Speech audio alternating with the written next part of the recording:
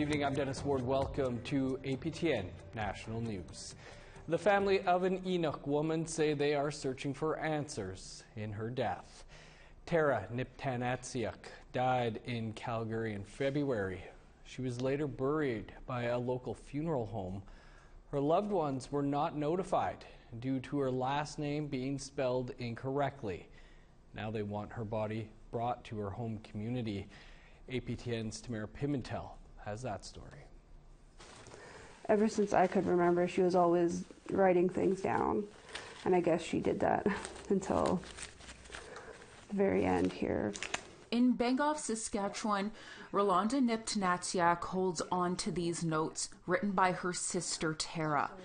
Some of her final thoughts leading up to her death and a series of incidents that have her family scrambling to put the mother of four to rest.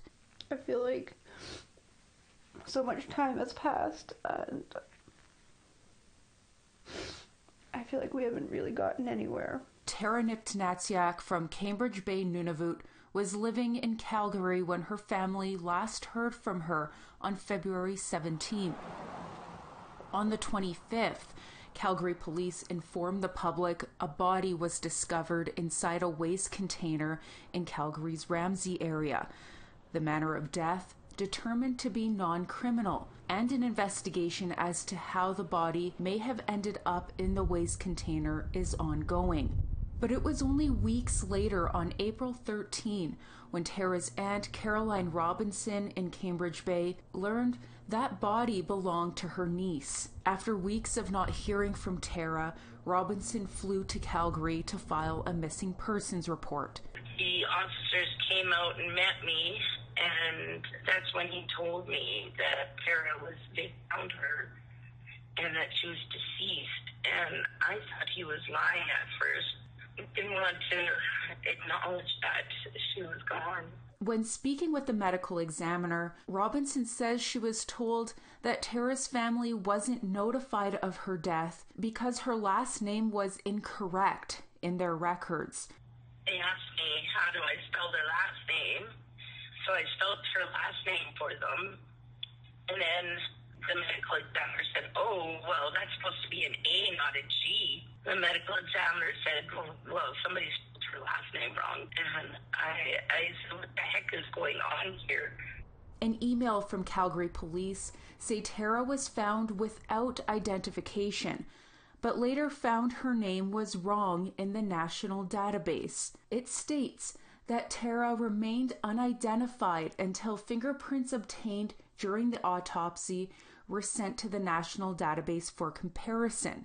The national database came back with a hit for a name that was not in the Calgary Police Service records. Neither the national database nor the Calgary database shows any links to next of kin. After an autopsy was completed on March 1st, Tara was buried in a Calgary cemetery alone, with the name Tara Niptangtuk marking her grave. According to the Office of the Chief Medical Examiner, if next of kin can't be notified, the OCME would work with the Office of the Public Guardian and Trustee, who would manage with a local funeral home for the burial. Tara was the most kindest person. She would help anybody. She didn't have a mean bone in her body. She lived a life of trauma, only for it to end in a traumatic way. When taking possession of Tara's belongings, Rolanda found that her sister had applied at treatment centers. She says Tara had struggled with addictions throughout her life, but was sober in her final months. Tara was very young. She was very kind-hearted and very loving, especially towards me. And we don't have the greatest relationship with our mother, so she kind of took on that role from the very beginning. And in this last month, I have found out a lot of what had happened to Tara in her life, and it makes me really, really proud of her that she was very loving and very kind. She was very funny. and very smart. She was always so shy and very outgoing at the same time. And a lot of who I am today is because of her. Police say they are still reviewing CCTV footage to find out how Tara ended up in a waste container. Meanwhile, Robinson and Rolanda have one goal: to have Tara's body exhumed and brought back to her home community of Cambridge Bay, which would cost the family nearly $10,000. It's been really exhausting.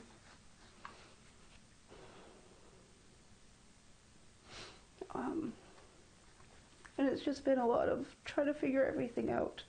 And it's been very confusing because it's May and she passed away in February and the investigation is still ongoing.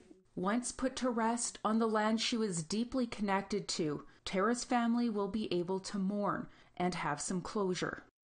Tamara Pimentel, APTN National News, Calgary. A Winnipeg woman was remembered by the community last night. She was a very kind person, you know.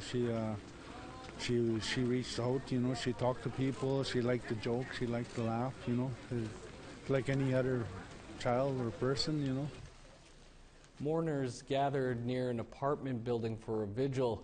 It was in that same area where police found the partial remains of 24-year-old Rebecca Contois on Monday.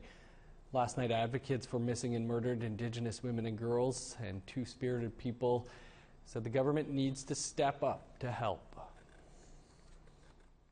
They must have the political will to ensure that this genocide ends against Indigenous women and girls and two-spirited and gender diverse people. We need action, and we need action now. You know, any further delays results in the continuous homicides of our Indigenous women and girls and the continuous violence that we experience. The family is asking for privacy, saying it's too hard to talk about the horrific crime.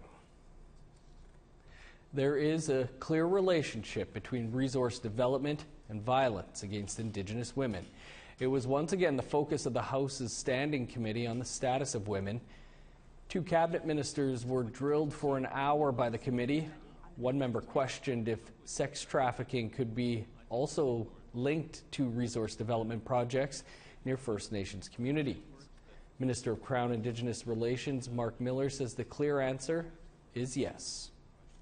Not only extraction industries or others during the wildfires and during some of the flooding evacuations, where there was a flooding in Winnipeg where communities were evacuated to Winnipeg, there was sex trafficking, and we had to fund a number of communities to go and provide perimeter security within Winnipeg to keep pimps from going in and exploiting the vulnerable, as well as in Cornwall when we evacuated a community into Cornwall, and the risk of transporter sex trafficking, real and present. They focus right in and exploit what they usually do, which is the vulnerable. That's everywhere, and we can't be blind to it. A First Nations man from Ontario has been searching for decades to find his mother. She was taken as a tuberculosis patient in the 1950s, and until now, he's never found her. Our Daryl Stranger has the story. But it's so nice feeling that I'm in the same area where she's buried after all these years. Saul Day has been searching for his mother, Doreen Day, for the last 50 years. Now, thanks to the Manitoba Indigenous Tuberculosis History Project, he's found her final resting place in this cemetery in Sioux Valley, Dakota Nation. As a child, you don't realize what really happened. Sometimes I used to think maybe she found somewhere else to live her life, to carry on. I was hoping that was it. So there was nobody at all to give me any information. So all these years we've been searching. So today, I found closure. She was taken as a TB patient in the early 1950s from her home on the Sandy Lake First Nation in northern Ontario and transported to Nanette Sanatorium in Brandon, 30 minutes from Sioux Valley. Day himself is a residential school survivor, and he also had TB and was sent to a sanatorium in Ontario. He says no child should ever have to live without their mother. Living without a mother is so devastating. It's not good for any young person. I'm 76 years old today. To feel that reserve closure, my inner child is wild now. Erin Millions is the research director with the TB History Project. She says one thing researchers have noticed is the correlation between residential schools, sanatoriums, and hospitals. The other thing that Mrs. Day's case points to is the importance of archival research in helping to find missing Indigenous patients and also residential school students. The more and more that we get into this research, the more we are finding that the tuberculosis sanatoriums and Indian hospitals are interconnected with residential schools to a far greater extent than any of us thought. Millions added a step-by-step guide will launch on June 21st to help families do the work themselves. We're at about 25 to 30 families we've helped or individuals whose burial places that we found. Now, this isn't the focus of our work. This is, the actually finding the location is not what our main goal is. Our main goal is to produce a research guide that will help people walk through the steps of doing this on their own.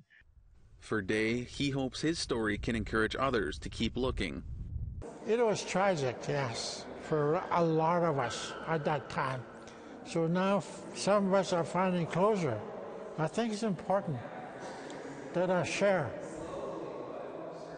my experience with people.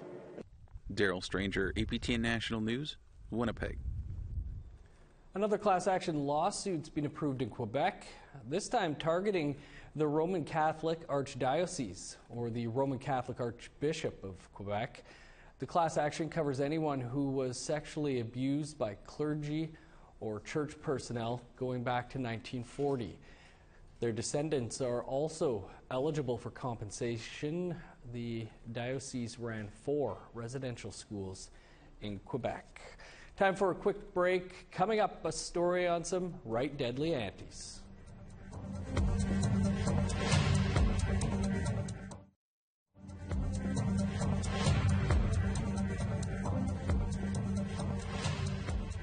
Welcome back. Peguis First Nation and the Southern Chiefs Organization are calling on both levels of government to work together on fighting the flood. They're calling on the federal and provincial governments to put aside jurisdictional difference and focus their efforts on flood protection and replacement housing for flood evacuees.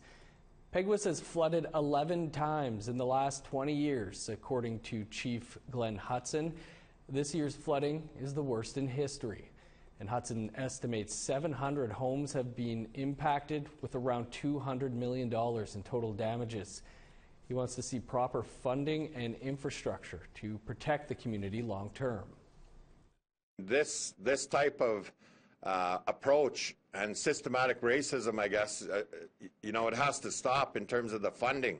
We deserve drainage too. We deserve proper funding, and we deserve proper roadways just like any other Manitoban and Canadian. And something, we need to address because we're the first peoples of this country, and we deserve what is rightfully in place in terms of other Canadians and other Manitobans. They're aunties and they're deadly. 2 sister matriarchs from a small Yukon village are keeping community members safe well into their 60s, and they're not slowing down anytime soon. Sarah Connors has more. Sisters Joyce and Margaret Duval are going on patrol. Yeah, when we come this way, we've got our eyes open all the time. That's why the 2 of us. Nicknamed the Deadly Aunties, they're the eyes and ears of their small community of Teslin. Whether it be giving an intoxicated person a ride or checking in on elders, they're there to keep community members safe. They said, wow, they got 2 golden oldies working for their community, Both in their late 60s, the sisters are community safety officers for their First Nation, the Teslin Tlingit Council. Unlike traditional policing, they're a first point of contact for community members. They don't make arrests or get involved in disputes. Their focus is on patrolling and things like making sure kids get home safe from school, and they get paid to do it. No matter what it is, we'll help them out, give them a ride if need be, or check on people if there's something going on in their homes, or if they need help, go check it out. Policing in our community has been really reactive. It's been sort of a colonial approach. Gina Nagano's community safety consulting firm, the House of Wolf, designed the program. The Trondhekwitchin citizen is a retired RCMP sergeant and has a background in criminal justice, family and child welfare, and restorative justice, experience she used to develop the program. I know as a former RCMP officer, when I go to work in new communities, I want to find that knowledge keeper in the community that knows the families, knows the clan system, knows the traditional laws and the traditional ways. The program is running in other First Nations communities in the Yukon, including the Kwanlin First Nation in Whitehorse and Selkirk First Nation in Pelly Crossing. It's even won an Arctic Inspiration Prize. Nagano says its aim is for First Nations communities to use their own culture, values, and people to address community safety. When you're working with Indigenous communities, understanding the Indigenous laws and Indigenous ways is part of it is respecting that community. We try to make sure we go by everybody's house, like not into their yard unless they ask us to. And it's working. The program frees up RCMP officers to respond to more serious calls. I think the presence alone of having them available and being in the community has been very good and very positive. Nashaduhani Eric Morris says the matriarchs are a good fit to assist the community with major safety issues because they're well respected. We only have 2 so far, but hopefully down the road we'll be able to have more members on. Just tried to observe anything out of the ordinary. And the aunties say part of their success is their knack for making people feel at ease. Because we're not wearing a full uniform, or we can, even me, if I have to go to RCMP, I feel intimidated. So with us, just what we wear, the only uniform we got is this and the vest. They feel good about it because we're not going to intimidate anybody, and they know us, and they feel more comfortable. Margaret says she ultimately hopes the Deadly Aunties will inspire youth to get involved with community safety. We try to do our best working in our community, so the younger generation could look up at us and say, maybe, gee, maybe that's what I want to be one day. Sarah Connors, APTN National News, Teslin. Joyce and Margaret are the cutest safety officers I've ever seen. Love that story. Time for another quick break. Coming up, we'll have a look at tonight's APTN Investigates.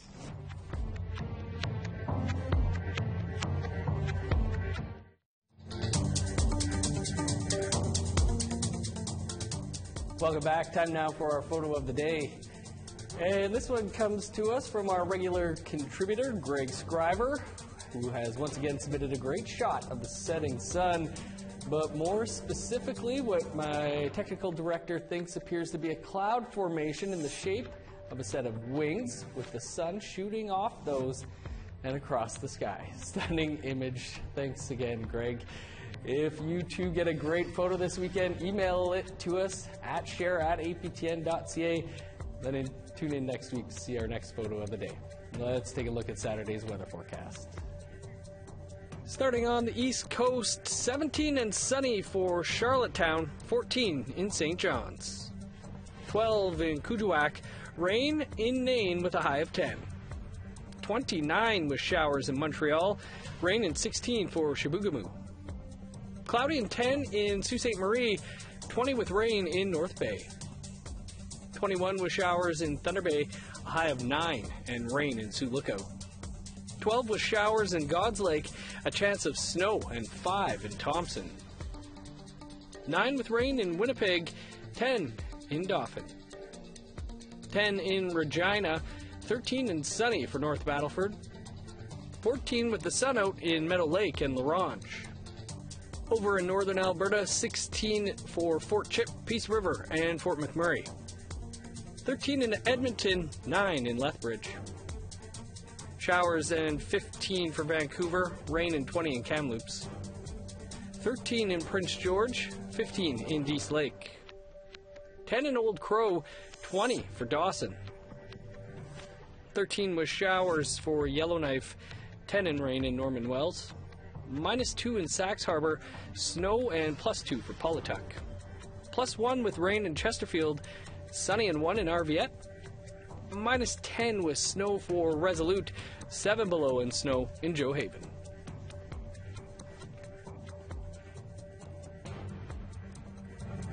For more than 2 decades, the Thunder Bay Police Service has come under fire for its mishandling of sudden death cases involving Indigenous people. Tonight on APTN Investigates, journalist Kenneth Jackson meets with one family that is still seeking justice. Kenneth joins me now from our Ottawa studio. Kenneth, thanks for being with us. The Thunder Bay Police always seems to be in the news for all the wrong reasons. What's going on now? What's going on now is they're under investigation. The police services board, the police chief by the OPP for allegations that you'll hear more about next week in Business as Usual Part 2. Tonight's about the families and how, in particular one family caught in the vortex of all this dysfunction. APTN first broke the story of the 14 deaths needing reinvestigation earlier this year. What can you tell us about one of the families you met with? Well, we spoke to one family who has never spoken to the media in 7 years since their loved one's death, and we focus on the loved one, son. So on the story is told about this man who drowned in the river through his son, and how he's dealt with it, and how they thought it was an accident all these years, but didn't really believe it. And now they know that's probably not true. He could have been killed, and they're not necessarily looking for answers, but it's a story about how they've come to terms with everything. As someone who knows how difficult it is to get a comment from the Thunder Bay Police Chief, what are Thunder Bay Police saying in response to this? To us, nothing. We tried to get Police Chief Sylvia Hoth on camera. She said no. So next week we'll look into all these allegations, into Thunder Bay Police, and we'll let other people speak for the police because they won't speak themselves.